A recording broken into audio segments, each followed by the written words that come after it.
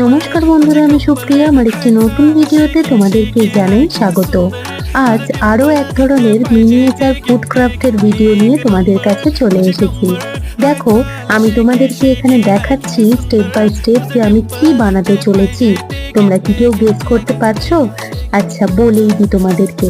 দেখো, আমি এখানে দু ধরনের পাস্তা বানাচ্ছি। একটা হচ্ছে রেড সস পাস্তা আর একটা হচ্ছে হোয়াইট সস পাস্তা।